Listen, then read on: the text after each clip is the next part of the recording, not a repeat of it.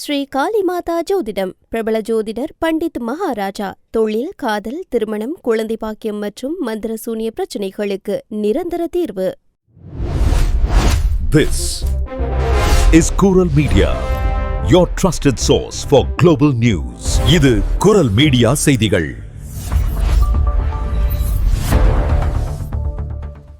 இது குரல் மீடியாவின் இன்றைய பிரதான செய்திகள். செய்திகளை வாசிக்கும் நான் கோகுலநாதன் தமிழினி. முதலில் தலைப்புச் செய்திகள்.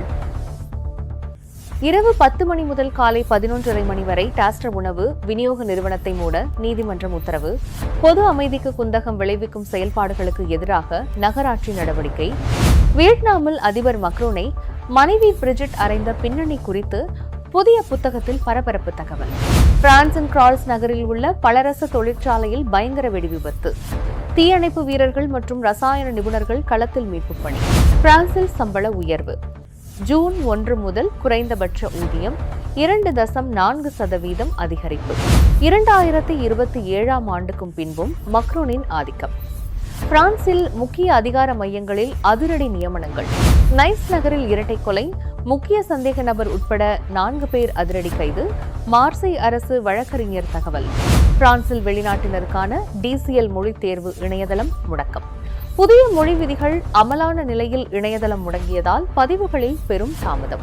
தொடர்பான விரிவான செய்திகள். பிரான்சின் ஹாட்ஸ்டஸ்டைன் பகுதியில் உள்ள பூலோன்-பில்லன்காட் நகரம் பிரபல உணவு விநியோக நிறுவனமான டாஸ்டர் நிறுவனத்திற்கு எதிரான நீதிமன்ற வழக்கில் வெற்றி பெற்றுள்ளதாக இந்த புதன்கிழமை அதிகாரப்பூர்வமாக அறிவித்துள்ளது. கடந்த 2026ஆம் ஆண்டு மே 11ஆம் தேதியன்று செர்ஜி பாண்டவாச நிர்வாக நீதிமன்றத்தின் அவசர நீதிபதி நகரம் வெளியிட்ட மாநகராட்சி உத்தரவை ரத்து செய்ய டாஸ்டர் நிறுவனம் தாக்கல் செய்த கோரிக்கையை முற்றிலுமாக நிராகரித்தார்.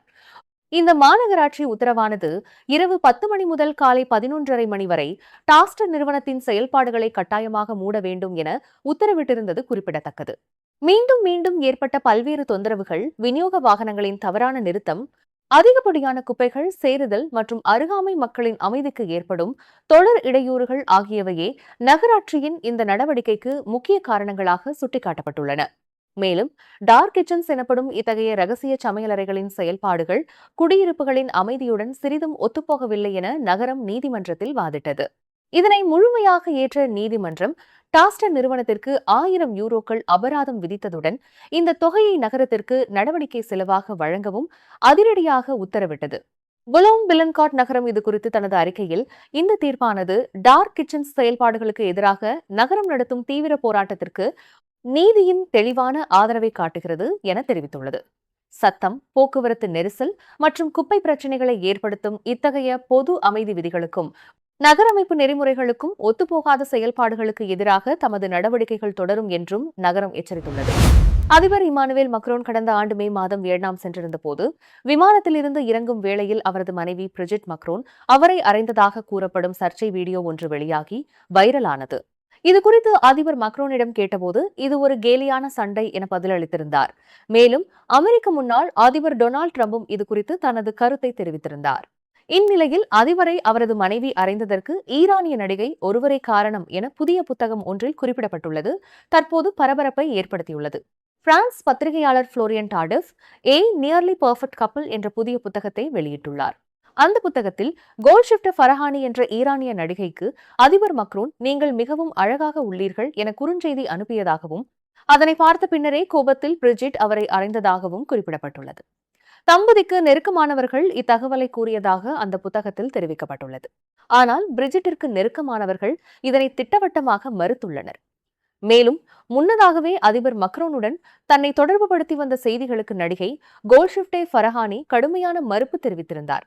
ஈரானில் பிறந்து தற்போது பிரான்சில் வசித்து வரும் 42 வயதான நடிகை கோல்ஷிஃப்டே ஃபரஹானி ஈரானில் உள்ள கட்டாய ஹிஜாப் சட்டங்கள் மற்றும் இணைய முடக்கம் உள்ளிட்ட அரசின் நடவடிக்கைகளை தொடர்ந்து கடுமையாக விமர்சித்து வருபவர் என்பது குறிப்பிடத்தக்கது. பிரான்சின் இசர் மாகாணத்தில் கிரால்ஸ் நகரில் அமைந்துள்ள பிரபல டைசேர பலரச தொழிற்சாலையில் ஆபத்தான பொருட்களை ஏற்றிச் சென்ற லாரி ஒன்றில் நேற்று ஏற்பட்ட பயங்கர வெடி விபத்தில் 2 பலத்த காயமடைந்துள்ளனர். கிரெனோபிள் நகரிலிருந்து சுமார் 15 கிலோமீட்டர் தொலைவில் உள்ள இந்த தொழிற்சாலையில் இன்று மதியம் சுமார் 1:30 மணியளவில் பராமரிப்பு பணிகள் நடைபெற்றுக் கொண்டிருந்த போது இந்த வெடிவிபத்து நிகழ்ந்துள்ளது. வெடிவிபத்தின் அபார தாக்கத்தால் லாரியின் பின்பெட்டி தொழிற்சாலையின் ஒரு கட்டிடத்திற்குள் தூக்கி வீசப்பட்டதாக கூறப்படுகிறது. நல்வாய்ப்பாக தீ விபத்தோ அல்லது நச்சுப்புகை கசிவோ ஏற்படவில்லை என்றும் சேதங்கள் தொழிற்சாலை வளாகத்திற்குள் மட்டுமே கட்டுப்படுத்தப்பட்டுள்ளதாகவும் அதிகாரிகள் தெரிவித்துள்ளனர். படுகாயமடைந்த இருவர் மருத்துவ குழுவினரால் மீட்கப்பட்டு தற்போது மருத்துவமனையில் தீவிர சிகிச்சை பெற்று வருகின்றனர். சம்பவ இடத்திற்கு தீயணைப்பு மற்றும் மீட்பு சேவையில் இருந்து 74 தீயணைப்பு வீரர்கள் அடங்கிய பெரும் மீட்பு படை உடனடியாக அனுப்பி வைக்கப்பட்டுள்ளது. அத்துடன் அவசர மருத்துவ குழுக்கள், ரசாயன அபாய நிபுணர்கள் மற்றும் மாசணிக்க குழுக்களும் களம் இறக்கப்பட்டுள்ளன. மீட்பு பணிகளை சுமூகமாக முன்னெடுக்கும் வகையில் ஆவென்யூ ஆம்ப்ராய்ஸ் கிராய்செட் சாலை போக்குவரத்திற்காக முழுமையாக மூடப்பட்டு இஸ்ரேல் ஜெண்டார்மரி காவல்துறையினரால் தொழிற்சாலையை சுற்றி பாதுகாப்பு வளையம் அமைக்கப்பட்டுள்ளது. கடந்த 2025ஆம் ஆண்டின் இறுதியில் இந்த தொழிற்சாலையை மூடுவது மற்றும் சுமார் 200 பணியிடங்களை நீக்குவது குறித்து அறிவிப்பு வெளியாகி பல மாதங்கள் கடுமையான வேலைநிறுத்த போராட்டம் நடைபெற்ற நிலையில் தற்போது இந்த விபத்து நிகழ்ந்துள்ளது குறிப்பிடத்தக்கது. ஆபத்தான பொருட்கள் தொடர்பான பணிகளில் மிகுந்த கவனம் தேவை என்பதை இந்த சம்பவம் மீண்டும் உணர்த்தியுள்ள நிலையில் வெடிவிபத்துக்கான துல்லியமான காரணங்களை கண்டறிய விசாரணை ஆரம்பிக்கப்பட உள்ளது. பிரான்ஸ் தொழிலாளர் துறை அமைச்சர் ஜீன் பியர் ஃபரண்டோ வரும் ஜூன் 1ஆம் தேதி முதல் குறைந்தபட்ச ஊதியம், அதாவது SMIC 2.4% உயர்த்தப்படும் என அதிகாரப்பூர்வமாக அறிவித்துள்ளார். கடந்த ஏப்ரல் மாதத்தில் பதிவான 2% பணவீக்க விகிதத்தை தொடர்ந்து இந்த ஊதிய உயர்வு தானாகவே அமலுக்கு வருகிறது. நாட்டின் பணவீக்கம் 2% கடந்தவுடன் தொழிலாளர்களின் குறைந்தபட்ச ஊதியம் தானாக உயர்த்தப்படும் என்பதே பிரான்சின் சட்ட விதியாகும். தற்போதைய நிலவரப்படி பிரான்சில் குறைந்தபட்ச ஊதியம் ஒரு மணி நேரத்திற்கு 12.02 யூரோக்களாக உள்ளது. வாரத்திற்கு 35 மணி நேர வேலை அடிப்படையில் ஒரு தொழிலாளியின் மாதாந்திர மொத்த ஊதியம் 1823.03 யூரோக்களாகவும் நிகர ஊதியம் 1443.11 யூரோக்களாகவும் உள்ளது. இந்த புதிய ஊதிய உயர்வுக்கு பிறகு மாதாந்திர மொத்த ஊதியம் 1866.78 யூரோக்களாக அதிரடியாக அதிகரிக்கும். இந்த உயர்வு குறித்து அமைச்சர் கூறுகையில், இந்த நடவடிக்கை குறைந்தபட்ச ஊதியம் பெறும் ஊழியர்களுக்கு மாதத்திற்கு சுமார் 44 யூரோக்கள் கூடுதல் மொத்த வருமானத்தை வழங்கும். இது குறைந்த வருமானம் கொண்ட மக்களின் வாங்கும் திறனை மேம்படுத்தும் ஒரு நல்ல செய்தி என தெரிவித்தார்.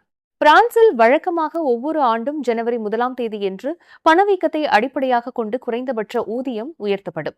அத்துடன் ஆண்டின் நடுப்பகுதியில் பணவீக்கம் 2% மீறினாலும் தானாகவே கூடுதல் உயர்வு வழங்கப்படும். மேலும் அரசு விரும்பினால் தேவைக்கேற்ப தனிப்பட்ட முறையில் சிறப்பு உயர்வையும் அறிவிக்க முடியும் என்பது குறிப்பிடத்தக்கது. ஸ்ரீ காளிமாதா ஜோதிடம் பிரபல ஜோதிடர் பண்டித் மகாராஜா. தொழில், கல்வி, வியாபாரம் மற்றும் மந்திர சூனிய பிரச்சனைகளுக்கு நிரந்தர தீர்வு.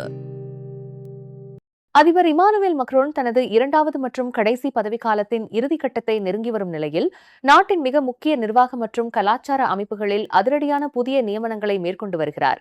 எலிசே அரண்மனை மற்றும் வெர்சை அரண்மனை உள்ளிட்ட உயர் அதிகார மையங்களில் மேற்கொள்ளப்படும் இந்த மாற்றங்கள் மக்ரோனின் பதவிக்காலத்திற்கு பின்னரும் அவரது அரசியல் மற்றும் நிர்வாக செல்வாக்கை தொடர்ந்து நிலைநிறுத்தும் ஒரு தந்திரோபாய முயற்சியாகவே அரசியல் நோக்கர்களால் பார்க்கப்படுகிறது. கடந்த சில மாதங்களாக மக்ரோனின் நெருங்கிய ஆலோசகர்கள் மற்றும் பல உயர்மட்ட அதிகாரிகள் எலிசே அரண்மனையை விட்டு வெளியேறத் தொடங்கியுள்ளனர். இவர்களில் சிலர் லாபகரமான தனியார் துறைகளுக்கும் பலர் அரசின் செல்வாக்கு மிக்க கலாச்சார மற்றும் வரலாற்று நிறுவனங்களுக்கும் மாற்றப்பட்டு வருகின்றனர். குறிப்பாக வெர்சை அரண்மனை போன்ற பிரான்சின் வரலாற்று அடையாள மையங்களில் மக்ரோனுக்கு நெருக்கமானவர்கள் நியமிக்கப்படுவது பெரும் விவாதத்தை ஏற்படுத்தியுள்ளது. இவை வெறும் அலங்கார பதவிகள் மட்டுமல்லாமல் பிரான்சின் உயர்மட்ட அரசியல் மற்றும் நிர்வாக வலையமைப்புகளுடன் நேரடி தொடர்புடைய அதிகார மையங்கள் என்பது குறிப்பிடத்தக்கது. இதன் மூலம் மக்ரோனுடன் நீண்ட காலமாக பயணித்த நபர்கள் நாட்டின் முக்கிய துறைகளில் தொடர்ந்து நீடிப்பதை அவர் உறுதி செய்து வருகிறார். 2027ஆம் ஆண்டு ஜனாதிபதி தேர்தலில் மக்ரோன் மீண்டும் போட்டியிட அரசியலமைப்பு சட்டப்படி அனுமதி இல்லை. இதன் காரணமாக அவரது அரசியல் தத்துவமான மக்ரோனிசம் எதிர்காலத்தில் எவ்வாறு தப்பிப்பிழைக்கும் என்ற கேள்வி எழுந்துள்ளது.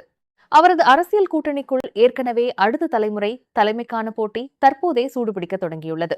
ஆரம்பத்தில் மாற்று அரசியலை முன்னிறுத்தி ஆட்சியை பிடித்த மக்ரோன் தற்போது தனது அரசியல் மரபை பாதுகாக்கும் கட்டத்திற்குள் நுழைந்துவிட்டதாக பார்வையாளர்கள் கருதுகின்றனர். நாட்டை நிர்வகிப்பதோடு மட்டுமல்லாமல் தனது பதவிக்கு பிந்தைய காலத்திலும் அதிகாரத்தின்படி தளர்ந்துவிடக்கூடாது என்பதில் மக்ரோன் தற்போது தீவிர கவனம் செலுத்தி வருவது பிரான்ஸ் அரசியல் வட்டாரங்களில் உறுதிப்படுத்தப்பட்டுள்ளது.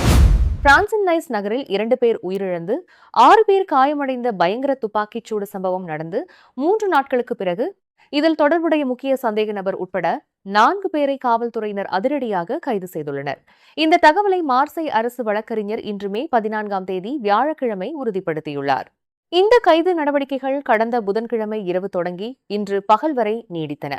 கைது செய்யப்பட்ட 4 நபர்களில் 3 பேர் துப்பாக்கிச்சூடு நடந்த மோலின்ஸ் பகுதியிலிருந்து சில கிலோமீட்டர் தொலைவில் உள்ள நைசின் முசிஷன்ஸ் மாவட்டத்தில் பிடிபட்டனர். 4வது நபர் பவுஷஸ் டுரோன் பகுதியில் வைத்து தடுத்து நிறுத்தப்பட்டு கைது செய்யப்பட்டார். இந்த வழக்கின் முக்கிய சந்தேக நபர் தற்போது பிடிபட்டுள்ளது. புலனாய்வு துறையினருக்கு கிடைத்துள்ள ஒரு முக்கிய வெற்றியாக கருதப்படுகிறது. கடந்த திங்கட்கிழமை மதியம் அரங்கேறிய இந்த துயர சம்பவம் குறித்து நைஸ் நகர அரசு வழக்கறிஞர் டேமியன் மார்டினெல்லி விவரிக்கையில், சம்பவத்தன்று ஒரு நபர் ஸ்கூட்டரில் வந்து ஒரு சதுக்கத்தை கடந்து சென்றுள்ளார். பின்னர் அங்கிருந்த மக்கள் மீது தொடர்ந்து துப்பாக்கிச்சூடு நடத்திவிட்டு தயாராக இருந்த ஒரு காரில் ஏறி அங்கிருந்து தப்பிச் சென்றுள்ளார் என தெரிவித்தார். விசாரணையின் முதற்கட்ட தகவல்களின்படி உயிரிழந்த இருவரும் குடும்பத் தலைவர்கள் என்பதும் அவர்களுக்கும் போதைப்பொருள் கடத்தலுக்கும் எந்தவித தொடர்பும் இல்லை என்பதும் தெரியவந்துள்ளது. ஒரு ஒழுங்கமைக்கப்பட்ட கும்பலால் நடத்தப்பட்ட திட்டமிட்ட படுகொலை மற்றும் குற்ற கூட்டமைப்பு என்ற அடிப்படையில் இந்த விசாரணை தற்போது தீவிரப்படுத்தப்பட்டுள்ளது. இதுகுறித்து விரிவான விளக்கங்களை அளிக்க வரும் திங்கட்கிழமை பிற்பகல் அரசு வழக்கறிஞர் ஒரு செய்தியாளர் சந்திப்பை நடத்தவுள்ளார். பிரெஞ்சு மொழி கற்பவர்கள் DCL எனப்படும் அதிகாரப்பூர்வ மொழி சான்றுகளுக்கான இணையதளத்தை அணுக முடியாமல் கடந்த சில நாட்களாக கடும் அவதிக்குள்ளாகி வருகின்றனர். இது அரசாங்கத்தால் அதிகாரப்பூர்வமாக அங்கீகரிக்கப்பட்ட ஒரு மொழி சான்றிதழ் ஆகும். பிரான்சில் வசிக்கும் வெளிநாட்டினர் பிரெஞ்சு குடியுரிமை அல்லது சில வகையான வசிப்பிட அட்டைகளுக்கு விண்ணப்பிக்கும் போது இந்த சான்றிதழ் தற்போது கட்டாயமாக்கப்பட்டுள்ளது. இந்த தளத்தில் பதிவு செய்ய முயற்சிக்கும் பார்வையாளர்கள் பெரும்பாலும் வெற்றுத்திரையையும் DCL இணையதளம் தற்போது பராமரிப்பு பணிகளுக்காக மூடப்பட்டுள்ளது. இது விரைவில் மீண்டும் திறக்கப்படும் என்ற ஒரு சிறிய செய்தியையுமே எதிர்கொள்கின்றனர். தரவு மீறல்களை கண்காணிப்பதற்காக அர்ப்பணிக்கப்பட்ட பிரெஞ்சு பிரீச்சஸ் என்ற அமைப்பு இந்த இணையதள முடக்கத்தை உறுதி செய்துள்ளது. இருப்பினும் இந்த பிரச்சினை இணையவழி தாக்குதலால் ஏற்பட்டதா அல்லது தொழில்நுட்ப சிக்கல்களால் ஏற்பட்டதா என்பது இன்னும் தெளிவாக தெரியவில்லை. குறைந்தது ஒரு வாரமாக இந்த தளம் பதிவுகளுக்கு கிடைக்கவில்லை என்றாலும் அதன் முகப்பு பக்கம் இன்னும் செயலில் உள்ளது. ஓட்டுநர் உரிமத்தை மாற்றுவது அல்லது பிரெஞ்சு கடவுச்சீட்டை கோருவது போன்ற நிர்வாக பணிகளுக்காக முன்னர் பயன்படுத்தப்பட்ட ஆன்ஸ் இணையதளம் ஹேக்கர்களால் தாக்கப்பட்டு ஆயிரக்கணக்கானோரின் தனிப்பட்ட விவரங்கள் கசிந்தன. இந்த தளம் மீண்டும் செயல்பட தொடங்கிய சில நாட்களிலேயே DCL தளமும் முடங்கியுள்ளது. பொதுமக்களிடையே பலத்த சந்தேகங்களை எழுப்பியுள்ளது. முன்னதாக கடந்த ஜனவரி மாதம் டெல்ஃப் சான்றிதழ்களை செயலாக்கும் கல்வி அமைச்சகத்தின் கால் தளத்திலும் தரவு மீறல் ஏற்பட்டது உறுதி செய்யப்பட்டது. அந்த சம்பவத்தில் சுமார் 5 மில்லியன் தேர்வர்களின் தனிப்பட்ட தகவல்கள் கசிந்ததாக அதிகாரப்பூர்வமாக அறிவிக்கப்பட்டது. கடந்த 2026ஆம் ஆண்டு ஜனவரி 1ஆம் தேதி முதல் பிரான்சில் உள்ள வெளிநாட்டினருக்கான மொழி தேவைகளை அரசாங்கம் கடுமையாக்கியுள்ளது. அதன்படி குடியுரிமைக்கு விண்ணப்பிப்பவர்களுக்கு P2 என்ற உயர்நிலை பிரெஞ்சு மொழி திறன் தேவைப்படுகிறது. இதனால் இந்த தளத்தின் பயன்பாடு மிக அவசியமான ஒன்றாக மாறியுள்ள நிலையில் தற்போது இணையதளம் முடங்கியுள்ளதால் தேர்வு முடிவுகளை பெற முடியாமலும் மாணவர்களை தேர்வுகளுக்கு பதிவு செய்ய முடியாமலும் ஆசிரியர்கள் தவித்து வருகின்றனர். தற்போதைய நிலையில் ஒரு சிறிய நிர்வாக குழுவால் கைமுறையாக பதிவுகள் கையாளப்பட்டு வருவதால் அதிக தாமதம் ஏற்படுவதாக தகவல்கள் தெரிவிக்கின்றன. தற்போது இது குறித்து கல்வி அமைச்சகத்திடம் முறையான விளக்கம் கோரப்பட்டுள்ளது. நீங்கள் இதுவரை கேட்டது குரல் மீடியாவின் பிரதான செய்திகள்.